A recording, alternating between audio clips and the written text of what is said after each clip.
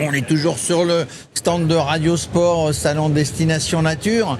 Et quand on parle de nature, quand on parle d'aventure, quand on parle d'explorateur, eh bien, on pense sur les réseaux sociaux, sur YouTube, sur Insta, à Alexis Bruce. Comment tu vas ? Salut, ça va et toi ? Bah, écoute, ça va, on est là, tu es avec nous. Tu es venu te balader ici parce que tu adores la nature. Exactement, je suis avant tout un passionné de nature, aventurier, et j'aime bien du coup bien me rassembler dans ce genre d'événements pour rencontrer des autres passionnés et puis essayer de développer d'autres aventures, tu vois, de partager tout ça. Ben oui, parce que la base, le mot exact, c'est le partage. Et toi, tu aimes partager. Parce que on te voit sur YouTube, tu es sur Insta, sur les réseaux sociaux. Ouais, mais même si tu es seul, tu partages. Je pense que la nature, c'est quelque chose qui se partage, qui se transmet. De toute façon, quand tu es tout seul en pleine nature, c'est plus compliqué que quand tu es à plusieurs. Donc, de transmettre les connaissances, les expériences que tu peux vivre à travers les réseaux sociaux, notamment, qui est le mode de médiation le plus représenté maintenant. Avant, il n'y a plus personne qui lit, enfin moins de personnes. Du coup, écrire, c'est plus compliqué. Donc, ouais, le but, c'est de partager. Donc, ton amour de la nature, tu te dis, je vais le partager, et tu le partages par l'image, par le son, sur les réseaux sociaux. Comment ça a démarré ? Ça a démarré par une passion de l'audiovisuel, quand même, de la photo, et une passion aussi de la nature. Moi, j'étais quelqu'un de très timide, tu vois, qui pouvait pas trop être avec les gens et tout, depuis l'école. Et je trouvais un refuge dans la forêt. Donc j'ai voulu apprendre à survivre, apprendre à connaître, à faire un feu, à pouvoir dormir dans la forêt pour être le plus longtemps un peu seul, parce que je savais qu'il y avait personne là-bas. Et puis après, je me suis dit, mais pourquoi pas partager ce que j'apprenais ? Et puis c'est venu comme ça de fil en aiguille. Après il y a quelques marques qui m'ont repéré. J'ai fait de plus en plus de grandes expériences en nature. Et puis on en est arrivé là, quoi. Je te parle aujourd'hui. Ouais, tu me parles aujourd'hui. Alors moi je suis un aventurier sans trop. Hein. Je veux dire, j'ai plus l'âge d'aller m'aventurer dans les forêts, dans les montagnes, etc. Il n'y a pas d'âge. Il n'y a pas d'âge. Ouais, donc il n'y a pas d'âge. On peut y aller quand on veut. Il n'y a pas d'excuse. Mais il faut l'organiser. On part à l'impro. Comment on fait ? Le mieux c'est de le préparer, mais ce que je dis toujours, c'est fais-toi confiance. En vrai, on a tous un instinct et si te manque quelque chose, ça tombera sur. Tu l'auras. Mais tes vidéos, donc c'est partager les beaux paysages que tu vas trouver. Tes terrains de jeu, c'est la montagne, c'est la campagne, c'est la mer. C'est pas uniquement la France. J'essaie de principalement rester en France parce que je trouve qu'on a un beau territoire, il y a énormément de choses à faire entre le littoral, la montagne, etc., la campagne.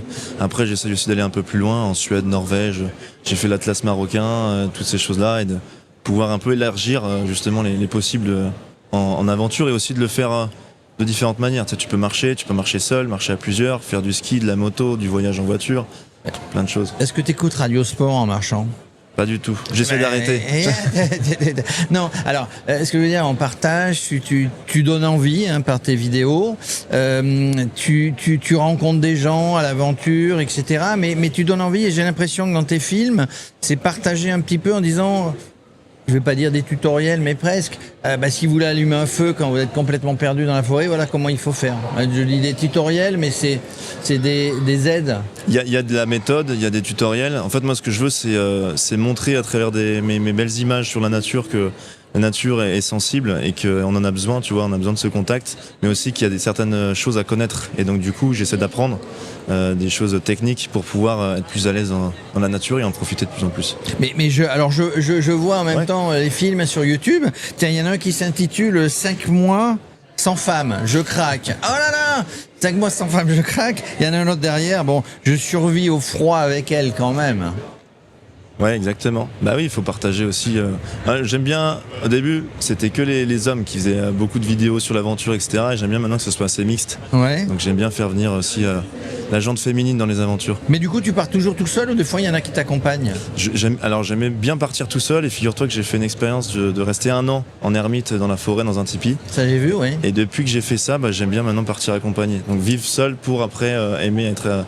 avec du public et des gens. Alors justement, cette expérience, 1 an tout seul dans la forêt, dans le tipi, qu'est-ce qui t'a le plus marqué? C'est le silence en étant tout seul, c'est peut-être la peur la nuit, j'en sais rien, mais tout aventurier peut avoir peur à un moment donné.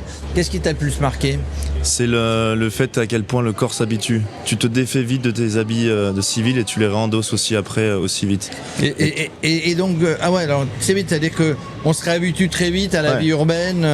Moi j'ai toujours eu l'habitude de bouger un petit peu, mais tu vois, en fait j'ai deux maisons. J'ai chez moi avec mon confort et j'ai mon sac à dos, ça c'est ma deuxième maison. Mais j'ai toujours ce retour au confort. Et là, pendant 1 an dans la forêt, t'as moins ce confort. Et ton corps, en fait, au bout de 2 semaines, il apprend à vivre à entre 0 et 5 degrés, t'as pas froid. Ouais, rapidement. Hein. Par contre, une fois que t'arrêtes ça, au bout de 15 jours, t'as besoin de ton petit pullover comme tout le monde, quoi. Et du coup, les endroits où tu t'arrêtes, les endroits où tu vas aller te balader, ça s'improvise, tu vas trouver au dernier moment, comment ça se passe? Il y a un petit peu les deux. Moi j'aime bien, dès que j'ai une idée en tête, j'ai pas besoin de préparer, j'y vais. Et je verrai les questions, de toute façon, enfin, j'aurai les réponses sur le terrain. Après, c'est mieux un petit peu de préparer si on n'a pas l'habitude, on a moins l'habitude. Tu te filmes, puisqu'on parle d'audiovisuel, tu es un passionné d'audiovisuel. Tu te filmes tout seul, comment tu pars? Tu pars avec le matériel, c'est des rendez-vous quotidiens, c'est rendez-vous avec les gens qui te suivent. Mais tu te filmes tout seul, il y a des gens qui t'accompagnent, comment ça se passe? La plupart du temps, c'est tout seul. Après, sur des gros projets, de plus en plus, j'essaie d'être accompagné d'une équipe pour encore une fois transmettre au mieux le message que je veux faire passer. Et surtout que là je suis en train de bosser sur des projets de documentaires, des projets de films que j'aimerais bien diffuser. Alors justement Alexis, ce documentaire, partir à 4000 mètres pieds nus dans la neige, dans les cailloux, je sais pas où, parle-nous-en, celui-là il est préparé, il y a un scénario qui est écrit ou... C'est la première fois que je prépare quelque chose autant dans ma vie, donc c'est assez puissant et c'est pour montrer que voilà, on essaie de toujours aller plus loin, plus haut dans la montagne et tout, dans les ascensions. Et là, un 4000, ça peut paraître... Bon, ça reste quand même une belle montagne, mais on a fait plus haut. Ça, c'est encore dans les tuyaux, secret. Mais le but, c'est d'enlever ses chaussures pour montrer que, tu vois, même sans aller à l'autre bout du monde, on peut vivre son aventure, sa propre aventure. Et aussi se passer du côté de toujours plus s'équiper. Donc là, on est sur une grosse phase de préparation. On sort d'un semi-marathon qu'on a fait pieds nus avec mon coéquipier. Où ça? À la Grande Motte. On a réussi, donc ça c'était une très belle nouvelle. C'est tout plat la Grande Motte, hein. C'est pas 4000. Hein. C'est tout plat effectivement, mais là on s'entraîne, tu vois, on se met dans des bains froids, dans des bains glacés, lacs gelés.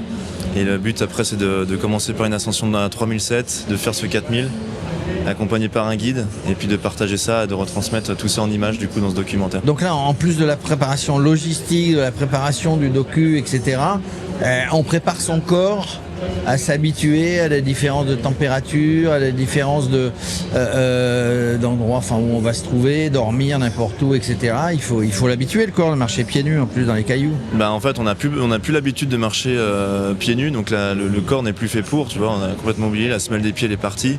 C'est pour ça qu'on a certaines douleurs aussi, donc c'est à réhabituer la semelle, à désensibiliser, entraîner le corps physiquement mais surtout aussi mentalement, endurer une certaine douleur, parce que le froid ça pique quand même au bout d'un certain moment, et surtout de repousser ce seuil pour pas aller en hypothermie, mieux se connaître.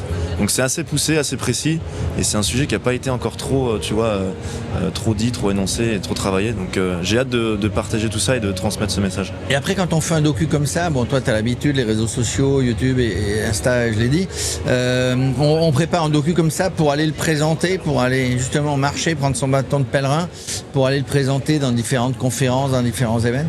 Exactement, tu vois, potentiellement, peut-être l'année prochaine, on se retrouvera ici et puis je pourrais présenter ce film-là et on en ici là derrière, parce qu'il y a des films, c'est sympa. Ouais, parce qu'on a envie, encore une fois, moi, il y a un mot qui m'a marqué dès le début avec toi, c'est le partage. Tu as envie de partager tout ce que tu fais. Je pense que c'est beau, c'est ce que vous faites aussi ici. Hein, oui. On est là pour ça et de transmettre plein de messages hyper puissants et importants.